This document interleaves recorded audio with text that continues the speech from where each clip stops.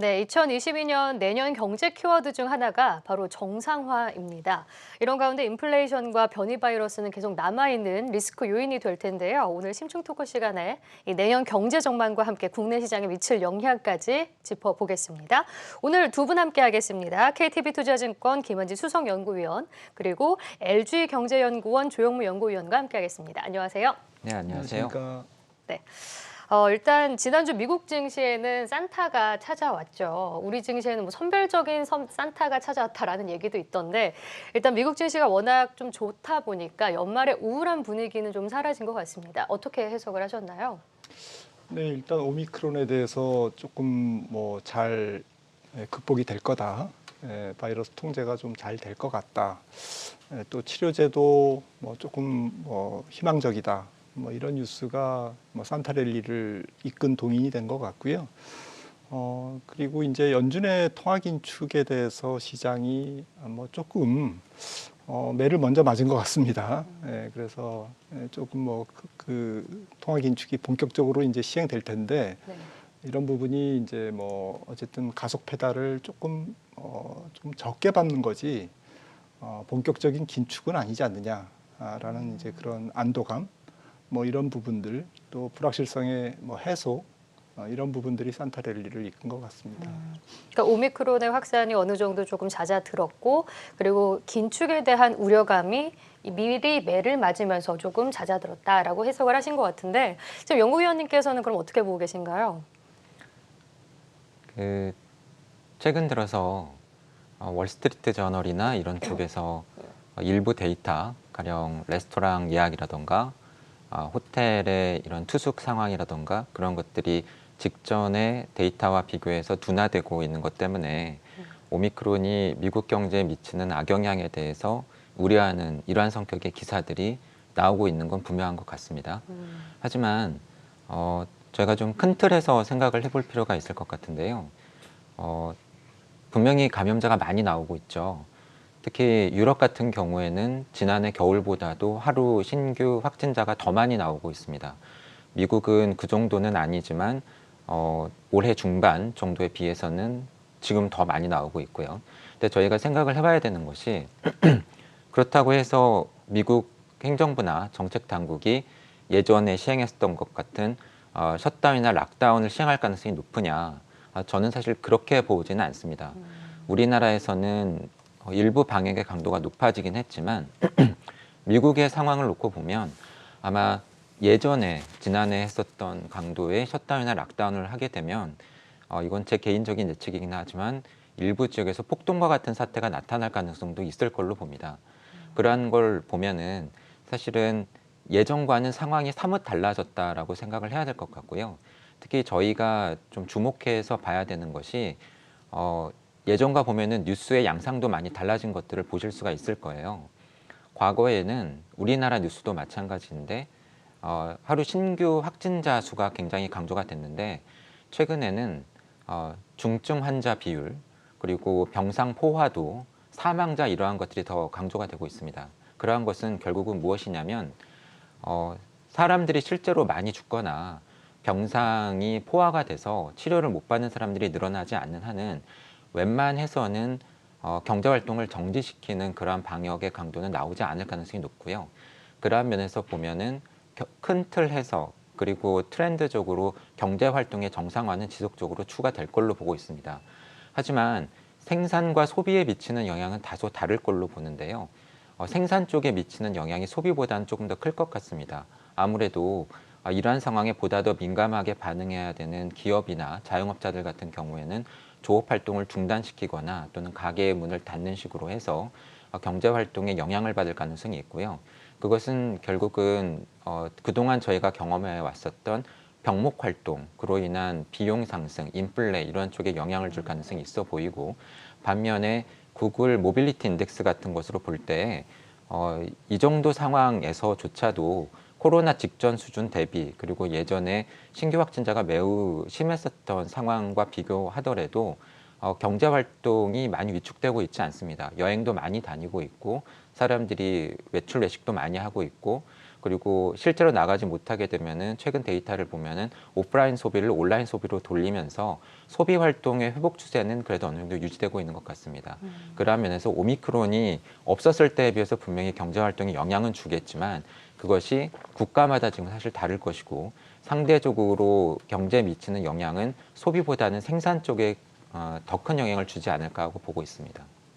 그러니까 소비보다는 확실히 공급적인 문제가 더 클 것이다라고 네. 말씀을 해주시고 계신데 사실 내년에는 병목 현상이 어느 정도 해소되고 경기가 개선될 것이다라는 측면도 있었는데 경기 둔화에 대한 우려도 지금 나올 수 있다라는 생각이 들거든요. 그렇다면은 이제 미국, 중국, 우리나라가 내년에 이제 경기가 둔화될 수 있는데 우리나라 이 반도체 시장이 훨씬 더 이제 많이 차지하고 있기 때문에 그럼 경기 민감주 쪽으로의 약세도 예상이 되는 거 아니겠습니까? 그렇다면 성장주 쪽보다는 이 경기 민감주 쪽의 약세가 더 두드러지게 나타날 수도 있는데 이 점에 대해서는 어떻게 보고 계세요? 이 부분은 시장에 계신 김 박사님께서 저보다 훨씬 더 박사님께 한번 여쭤볼까요? 잘 답을 줄 것 같습니다. 네, 어쨌든 뭐 내년도 경제가 말씀하셨듯이 공급 쪽에서는 뭐 저는 조금 더 애로사항이 지속될 가능성이 커 보여요. 지금 뭐 앞서 말씀 주셨지만 어쨌든 생산 차질, 또 원가 상승 뭐 이런 부분들로 대표되는 어쨌든 기업들의 어쨌든 여러 가지 좀 불편한 현상들이 조금은 지속될 것 같고요.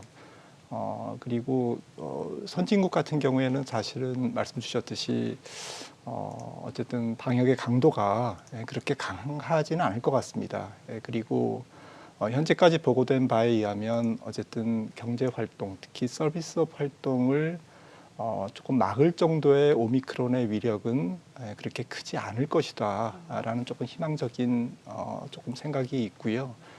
그렇다면 뭐 리오프닝 경제, 서비스 활동이 또 어떤 뭐 이동의 어떤 그 활발성, 활동성이 조금은 더 내년도에는 본격적으로 지속된다라고 보면 조금 제조업 쪽에서는 조금 부담을 안고 출발할 가능성이 있고요. 서비스업이나 뭐 여러 가지 여행, 레저 이런 부분들은 조금 활동성이 개선될 가능성이 있지 않을까 이렇게 생각을 합니다. 근데 이제 생산 쪽에서 이제 활성화가 되지 않고 소비는 계속 늘어나게 된다면 인플레에 대한 우려를 저희가 차치할 수가 없는데 하이퍼 인플레이션이 올 것이다라는 말도 나오고 있거든요. 여기에 대해서는 어떻게 보고 계신가요?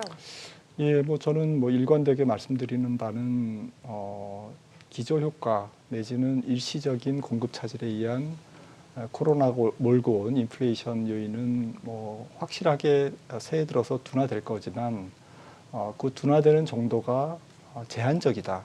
그러니까 일시적인 요인이 사라져도 조금 물가가 높은 레벨에서 형성될 가능성이 있고 이런 부분들이 통화 정책 당국으로 하여금 긴축의 고삐를 계속 조이게 만드는 그러한 부담스러운 수준에서 물가가 전개될 거다라는 거고요. 예를 들어서 미국 소비자 물가가 뭐 시장 컨센서스가 한 내년도 3% 정도인데 후년에는 뭐 조금 뭐 좀 낮아지겠죠.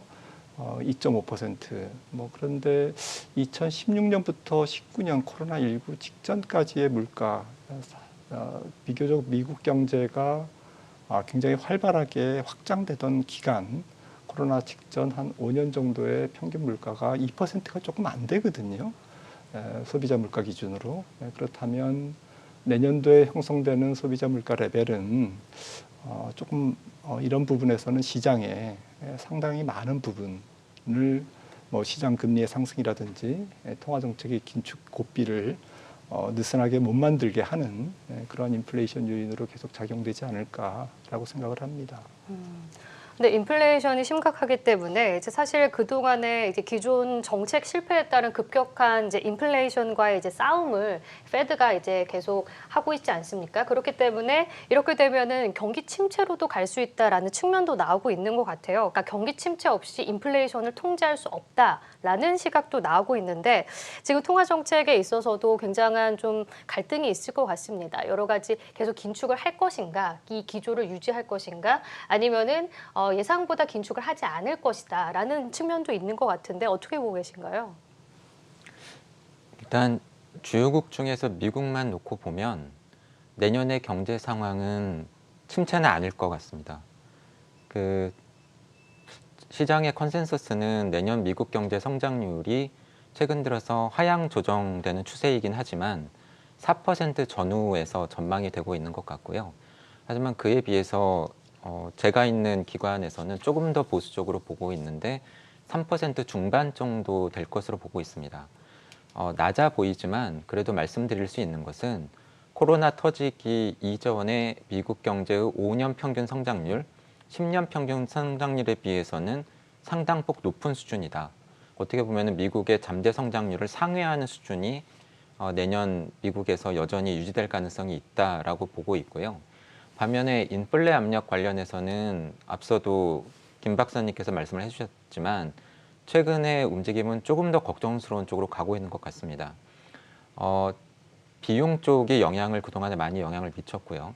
특히 비용 쪽에 영향을 미쳤던 요인을 크게 세 가지 정도로 나누어 보면 코로나로 인해서 생겼던 차질, 그리고 노동시장에서 생긴 변화, 가령 퇴직자가 많이 늘어났다라던가 여성 노동자들이 일터로 못 돌아온다라던가 이러한 부분이 있고요. 그리고 마지막으로는 미국과 중국 사이에 공급망이나 서플라이 체인 같은 것들이 서로 간의 알력으로 인해서 조정되는 과정에서 생긴 일정의 이런 애로 요인 같은 것들이 크게 세 가지 요인이라고 들 수가 있겠는데요. 당초 예상은 첫 번째 요인은 코로나 상황이 호전되면 다소 완화될 수 있겠고 두 번째와 세 번째 요인은 조금 길게 갈 수 있겠다라고 보고 있었는데 앞서 말씀드린 것처럼 오미크론 변이로 인해서 첫 번째 요인조차도 과연 크게 호전될 수 있을 것인가라고 하는 생각을 최근에 하게 됩니다. 그렇다라고 한다면은 인플레 압력이 생각보다 높은 수준에서 상당 기간 지속될 가능성이 있겠고요. 실제로 최근에 발표되고 있는 미국 쪽의 데이터를 보더라도 11월 미국 쪽의 물가 상승률이 소비자 물가 기준으로는 6% 후반대, 그리고 미 연준이 중시하는 개인 소비 지출 물가 기준으로는 5% 후반대, 그리고 에너지나 식료품 같은 부분을 뺀 코어 기준으로 보더라도 4% 후반대. 결국은 미 연준이 목표로 하고 있는 2% 목표 수준을 거의 3배 정도 상회하는 수준이 지금 물가 상승률이 나오고 있거든요. 내년에 다소 호전된다고 하더라도 이렇게 목표 수준을 크게 상회하는 인플레 상황이 상당 기간 지속될 가능성이 있을 것으로 보고 있고요. 이것은 결국은 당초 예상했던 것보다도 미 연준의 통화 긴축 속도가 더 빨라지거나 강도가 더 강해지는 중요한 요인이 될 것으로 보고 있습니다. 그러니까 인플레이션이 생각보다 더 심화된다면 긴축의 기조를 더 계속 늘릴 가능성이 높아질 건데, 근데 2018년 하반기에 미국 경제가 둔화되기 시작했을 때 그때 금리를 2.5% 정도 인상을 했었고, 그리고 경기 침체 우려 속에 그 내년에는 2019년에는 1.75%로 다시 인하하는 움직임을 보였었습니다. 그러니까 경기 둔화가 이어지는 시그널이 나온다면 긴축을 계속 기조를 가져가더라도 꺾을 수도 있을 것 같다는 생각이 드는데 이 점에 대해서는 어떻게 보고 계세요? 저희가 직전에 경험했던 미국의 통화 긴축 전환과 비교를 해보면 저 개인적으로는 좀 차이가 있다라고 보고 있고요. 우선은 앞서 말씀하신 직전 미국의 통화 긴축 전환 당시를 보면은 긴축이 처음 시사된 게 버냉키 쇼크가 2013년 5월에 있었고 테이퍼링이 2014년 초에 시작이 되었고, 하지만 실제 금리 인상은 거의 2년이 지난 2015년 말에서야 이루어졌고, 그 이후에 미 연준의 금리 인상 속도도 15년 한 번, 16년 한 번, 17년 세 번, 18년 네 번, 한마디로 상당히 조심스럽고 점진적으로 이루어지면서도 조금씩 가속도를 높여나가는 식으로 이루어졌는데, 지금 예상되고 있는 것은 가장 최근에 공개되었던 미 연준 12월 FOMC에서의 일종의 점도표, 미 연준 이사들을 대상으로 한 서베이 조사 결과에서, 그리고 그 이후에 나왔던 이런 커멘트들을 보면은 테이퍼링이 시작된 지 채 1년도 되지 않아서 첫 번째 금리 인상이 시작될 가능성이 높고, 첫 번째 금리 인상이 이루어지는 해에 금리 인상의 횟수도 2차례 내지 3차례가 될 가능성이 높고, 한마디로 직전에 저희가 경험했던 미국의 통화 긴축 전환에 비해서 상당히 빠르고 강도 높게 이루어질 가능성이 있는 것으로 보고 있고요.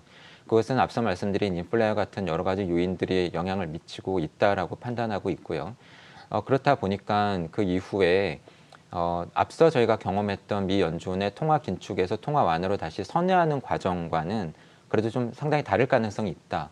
그래서 단기간에 당장 선회하거나 그러기에는 아직 미 연준의 긴축이 오래 지속되지 않았고, 앞서 말씀드린 것처럼 어쨌든 간에 올해보다는 내년에 미국 경제 성장률이 상당폭 떨어지겠지만 그래도 코로나 이전의 장기 평균 내지는 미국의 잠재 성장률보다도 높은 수준을 유지할 가능성이 있기 때문에 그렇게 급격한 통화 긴축의 선회는 이루어지지 않을 가능성이 있지만, 그럼에도 불구하고 제가 말씀드리고 싶은 부분은 뭐냐면, 미 연준이 앞으로 금리를 올린다고 하더라도 저희가 과거에 경험했었던 미 연준의 고금리 시기에 비해서는 올릴 수 있는 그 최대 수준이 그렇게 높지 않을 것으로 일단은 보고 있습니다. 그러면 테이퍼링 한 다음에 이제 3월 또는 6월 어느 쪽에 전망을 하고 계신가요? 금리 인상? 첫 번째 금리 인상 시기를 물어보시는 네. 건가요? 저는 그래도 내년 중반 가능성이 더 높지 않나 보고 하반기부터 있습니다. 할 가능성? 네. 네, 그렇군요.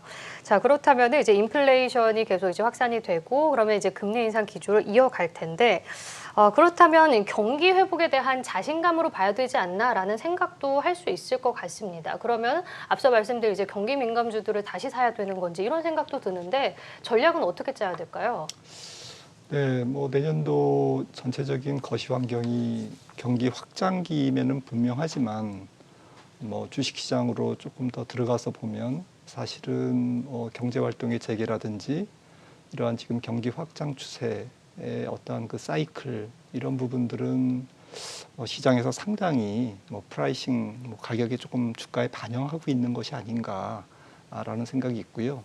물론 종목마다 조금씩은 다르겠습니다만 전체적으로는 경기 확장이 어쨌든 내년도에 더 이렇게 진행되는 것에 대한 주가의 반영도가 어느 정도 이루어진 상태에서 내년을 맞는데, 문제는 올해 작년 대비 기업 이익의 증가율이라든지 경제 성장률도 마찬가지입니다만 그 내년도에 올해 대비 성장률, 경제 성장률이라든지 각종 경제 지표 또 기업 어닝의 증가율이 주식시장에서 조금 민감하게 반응하는 소위 그로스 모멘텀, 어떤 성장의 기울기는 특히 기업 어닝 사이클 면에서는 확연히 둔화된다는 것이죠.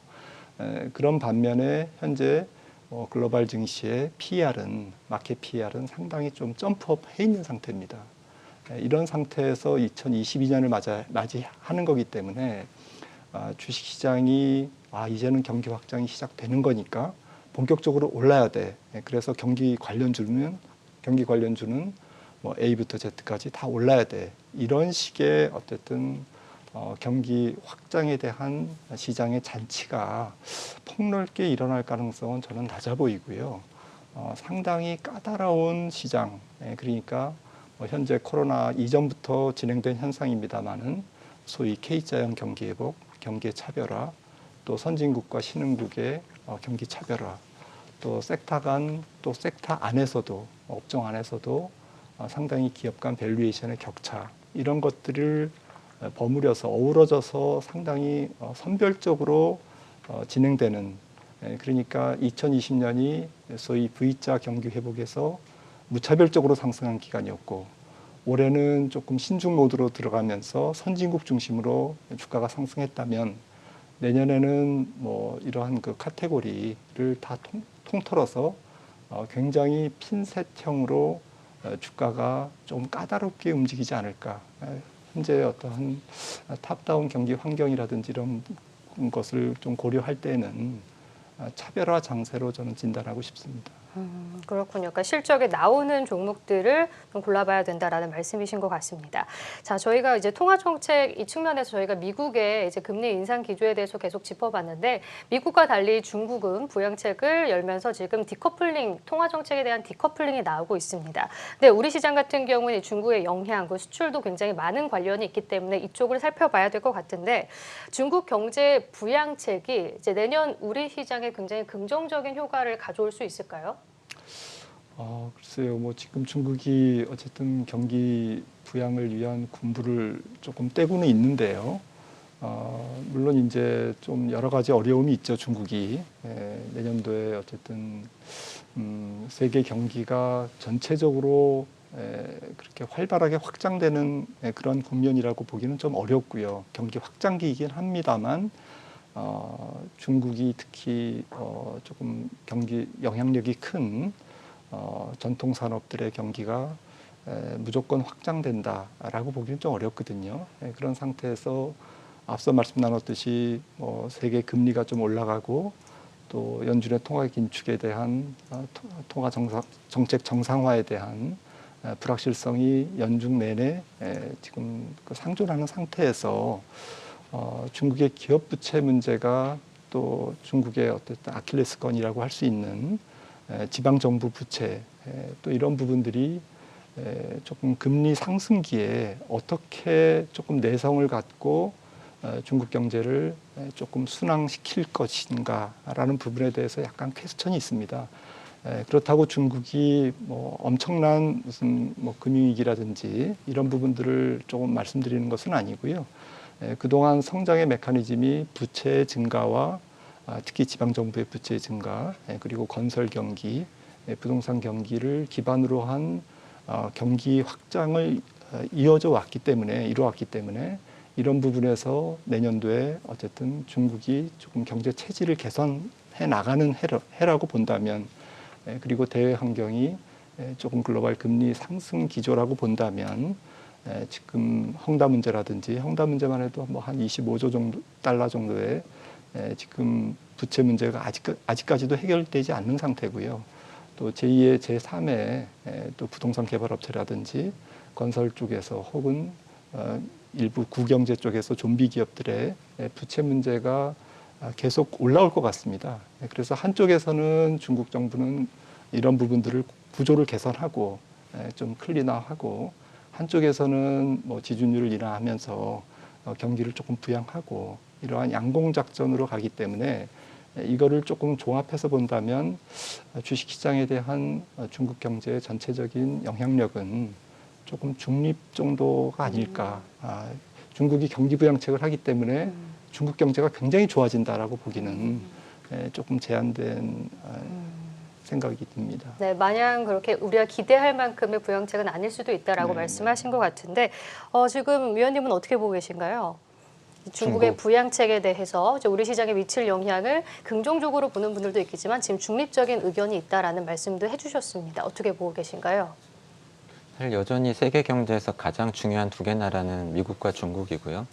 하지만 실물 경제에 비해서 국제 금융시장에 미치는 영향의 정도는 미 연준이 중국 중앙은행에 비해서 미치는 영향력의 정도가 훨씬 더 압도적일 것으로 일단 보고 있고요.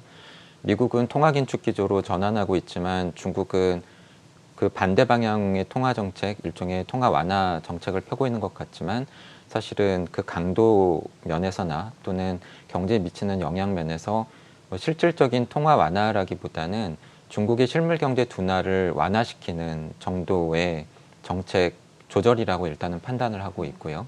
하지만 기본적으로 중국 경제를 보는 뷰는 그렇게 크게 우려하고 있지는 않습니다. 최근에 저희가 중국 경제 관련해서 많이 이렇게 뉴스에서 봤었던 것은 가령 헝다 사태라던가 전력난 이런 부분이지만 기본적으로 갑자기 생긴 문제라거나 또는 중국 정책 당국이 통제하지 못하는 이슈가 갑자기 불거졌다라기보다는 뭐 호주로부터 석탄 수입을 줄였거나 또는 발전소 가동을 스스로 낮췄다라던가 또는 뭐 부실 우려가 있는 부동산 섹터에 대해서 스스로 선제적인 구조조정에 나선 것이라던가 그러한 측면으로 일단은 파악을 하고 있고요.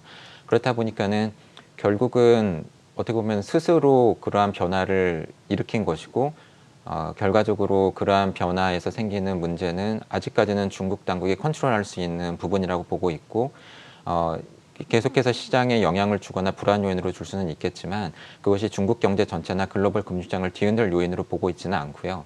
하지만 저희가 좀 눈여겨봐야 되는 부분은 단기적으로는 헝다 쪽에서 생기는 문제를 결국은 민영 쪽에서 생긴 부분을 뭐 국영 쪽에서 좀 완화시켜 준다라던가 또는 헝다에서 생긴 문제를 다른 민영 부동산 섹터에서 받아줄 수 있는 조치들을 최근에 중국 정책 당국이 내놓고 있는데 그것이 어느 만큼 스무스하게 이루어질 것인가가 단기적으로 저희가 좀 눈여겨봐야 되는 부분이라고 보고 있고요. 조금 더 길게 본다라고 한다면은 그로 인해서 중국 경제가 받을 악영향이 분명해 보이는데 그와 관련해서 내년 상반기나 내년 중반쯤에 올해까지도 중국 당국이 지속해 왔었던 일종의 앞서 말씀드린 구조조정이라던가 부동산 섹터에 대해서 가하고 있는 일종의 이러한 규제 같은 것들을 다소 완화시켜 주거나 정책 선회가 언제쯤 어느 정도로 이루어질 것인가가 내년 중국 경제를 보는 데 있어서 중요한 이슈가 될 것으로 보고 있습니다. 네. 마지막으로 우리나라 통화 정책에 대해서 좀 간단히 짚어보면 지금 하는 총재께서는 여전히 좀 완화적인 수준이다. 우리나라 금리가 그런 발언을 하셨어요. 그럼 내년에도 바로 이제 금리 인상할 가능성이 굉장히 높을 것 같은데 그럴까요? 어떻게 보시나요? 예전에 비해서 상당히 분명한 어조로 그리고 분명한 스탠스를 밝히면서 한국은행의 금리 인상에 대한 의지를 밝히고 있는 것으로 저 역시 판단하고 있고요. 그러한 면에서 내년에도 한국은행의 금리 인상 추세는 이어질 것 같고 뭐 횟수도 한 차례가 아닐 가능성이 높은 것으로 일단은 판단을 하고 있고요. 하지만 관건은 과연 우리나라 실물 경제가 이러한 금리 인상의 충격이나 부담을 감내할 수 있을 정도의 수준이 될 것인가, 그리고 그러한 매크로 상황 하에서 한국은행이 계속해서 뭐 일종의 다른 부분들, 가령 금융시장의 불균형 누증이라던가 가계부채 증가세라던가 자금 흐름에 있어서 특정한 섹터로 돈이 많이 흘러간다라던가 특정한 자산 가격이 지나치게 많이 오른다라던가 이러한 부분에 대한 웨이트를 계속 높게 유지를 하면서 금리를 올릴 수 있을 것인가는 사실은 저 개인적으로는 지켜봐야 된다라고 보고 있고요. 그래서 금리 인상 시도는 계속해서 이어지겠지만 생각처럼 그렇게 금리를 올리기 쉽지 않은 매크로 상황이 전개될 가능성이 높지 않을까 보고 있습니다. 그렇군요. 자, 그리고 이제 내일까지 이제 배당을 받기 위해서는 이제 사야 될 시기가 왔습니다. 그럼 배당주의 특징과 그리고 배당주 접근 전략이 아직도 유효한지를 짚어볼 필요가 있어 보이는데 좀 연말 전략은 어떻게 세워보는 게 좋을까요? 네, 배당 투자 전략은 뭐 다양하게 생각할 수가 있는데요. 물론 뭐 많은 투자자들은 뭐 상당수의 투자자들은 배당주를 사더라도 뭐 배당 직전에 배당주일인 내일 이전에 조금 매도하는 그런 성향도 있고요. 아무래도 모레는 이제 배당락이지 않습니까? 뭐 통계적으로 보자면 우리나라의 어쨌든 배당락 어쨌든 폭하고 배당 수익률은 상당히 배당 수익률이 훨씬 높았습니다. 그래서 이론적으로는 배당을 받고 가는 것이 유리하다. 특히 배당락 일에 코스피의 하락률이 뭐 한 1.5%라면 배당 수익률은 지금 3%를 평균 넘지 않습니까? 그래서 이론적으로는 뭐 배당을 받고 배당락을 맞는 게 유리하다라는 그런 말씀을 드릴 수 있겠는데요. 그거는 원론적인 얘기고요. 사실은 종목별로 보면 조금 배당주 투자는 기본적으로 조금 장기 투자를 전제로 해야 된다라는 것이죠. 저희가 이제 단기 시세, 단기 주가의 흐름을 조금 판단하기는 상당히 어렵다라는 측면에서 배당락 그 주가를 언제 혹은 뭐 내년 1월 달에 어느 기간 중에 회복할 수 있느냐라는 부분은 사실은 좀 까다로운 부분이거든요. 그런데 분명한 것은 올해는 배당 투자가 좀 유리한 해입니다. 지금 4대 금융지주사의 당기순이익이 전년보다 한 40% 증가했고요. 또 2020년 초에 어떤 그 배당 의사결정에서는 금융기관들 특히 4대 금융지주가 조금 제한적으로 했습니다. 당국의 지도에 의해서 배당 성향을 20%로 제한했거든요. 그런데 이제 2019년으로 올해 배당 성향은 다시 올라갈 가능성이 있습니다. 25% 이상으로 올라가고요. 또 당기순이익도 한 40% 정도 은행주 같은 경우에 증가했기 때문에 결국 종합해서 보자면 배당 수익률이 한 4대 금융지주 같은 경우에 한 6% 중후반까지도 지금 나오더라고요. 현재 주가 기준으로. 그리고 증권주 같은 경우가 대부분 다 5%대 이제 배당 수익률을 지금 기록하고 있습니다. 그래서 지난 몇 년간보다는 올해 내일 맞을 배당 투자 전략은 조금은 더 공격적으로 좀 적극적으로 해도 되지 않느냐라는 의견을 좀 드립니다. 네. 그리고 1월 휴가에 대해서도 여쭤보고 싶은데, 계속해서 이제 1월 휴가에 대한 기대감은 지금 연말의 흐름과 함께 상관관계가 있지 않습니까? 좀 연말 흐름이 지금 괜찮기 때문에 1월에도 기대되는 그런 종목들도 많을 것 같은데요. 지금 우리가 이제 경기 민감주를 계속 얘기는 했지만 성장주 쪽을 봐야 된다라는 시각도 있는 것 같아요. 여기에 대해서는 어떻게 진단을 하고 계신가요? 네, 우선 1월 효과부터 따지면 사실 뭐 지금 근래에 올수록 2000년 혹은 뭐 2010년 이후부터는 1월 효과, 1월에 주가가 오르는 현상이 조금 더 광범위하게 말씀드리면 크리스마스 혹은 직전 추수감사절부터 1월까지 주가가 평균 주가 상승률이 연간 전체 주가 상승률의 한 5배 이상 이렇게 통계가 나와 있거든요. 그러니까 한 11월에 주식을 사서 1월에 파는 게 유리했습니다. 그런데 그 유리한 정도가 해가 갈수록 근래에 올수록 굉장히 좀 낮아지고 있다. 그래서 1월 효과가 조금 희석되고 있다. 이런 말씀을 좀 드리고 싶고요. 지금 같은 경우에 지금 말씀 주셨듯이 성장주냐 배당주냐 혹은 가치주 투자냐 뭐 이런 부분에서 좀 시청자분들이 고민이 많으실 것 같은데요. 전체적으로 내년 1년을 놓고 보면 저는 실적주를 투자하십시오. 그런데 그 실적주는 성장주 쪽에 많이 포진돼 있습니다. 라는 쪽으로 좀 말씀을 좀 드리고 싶고요. 그러니까 빅테크 혹은 혁신 성장 기업을 제외하고 반도체를 포함해서요. 우리나라 같은 경우에는 실적주를 논하기는 좀 어렵다라는 것이죠.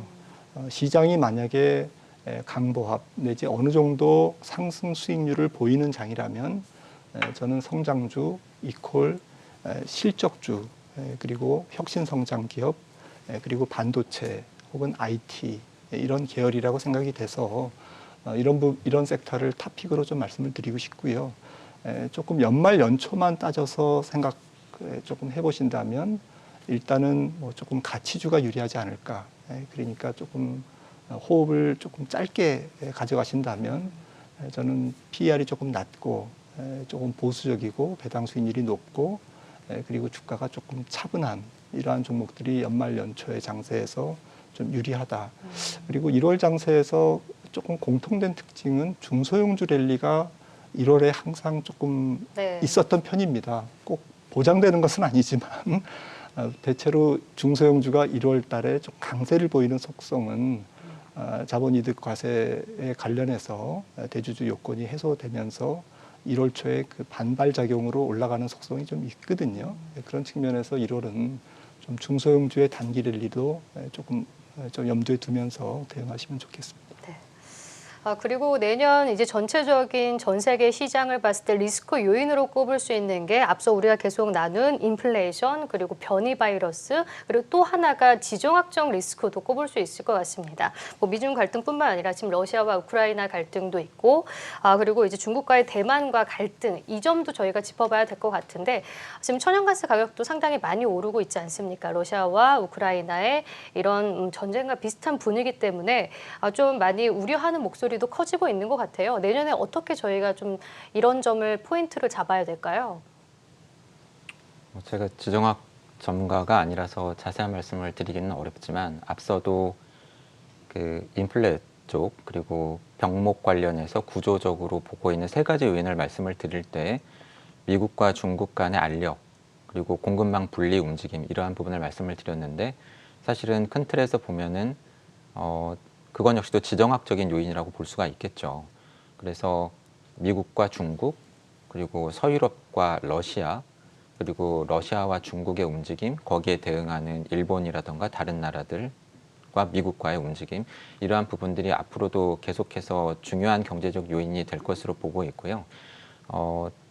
큰 틀에서 보면은 그러한 추세가 지속이 되는데 사실 돌이켜 보면은 1년 전 정도만 하더라도 바이든이 대통령이 되고 나면은 조금 달라지지 않을까 하는 기대감이 있었는데 그때도 말씀을 드렸던 것이 아마 저도 이 방송국의 요 프로에서 말씀을 드렸던 것 같은데 크게 달라지지 않을 가능성이 있다. 하지만 그 달라지지 않는다라고 말씀을 드리는 것이 미국과 중국의 갈등은 지속이 되지만 다르게 싸울 것이다라는 차원으로 말씀을 드렸었고요. 그때 말씀을 드렸던 것이 혼자 싸우는 것이 아니라 우방을 이용해서 싸우고 그리고 트럼프 같은 개인의 판단이나 즉흥적으로 싸우는 것이 아니라 훨씬 더 전문가 집단이나 외교관들을 동원을 한 조직적이고 체계적이고 탑다운이 아니라 바텀업 방식으로 싸울 거다라고 말씀을 드렸는데 사실은 그러한 흐름이 현실화되고 지속되고 있다라고 보고 있고요. 그러한 흐름은 어떻게 보면 올해보다 내년에 더 심화되지 않을까 개인적으로는 그렇게 보고 있습니다. 네. 자, 리스크 요인은 조금 더 커질 수 있다라는 측면까지 들어봤습니다. 네, 글로벌 경제 전망 저희 조영구 연구위원과 함께했고요. 그리고 조영무 LG경제연구원 연구위원과 함께했고요. 또 시장 전망 저희 김한진 박사님과 함께했습니다. 두 분 고맙습니다.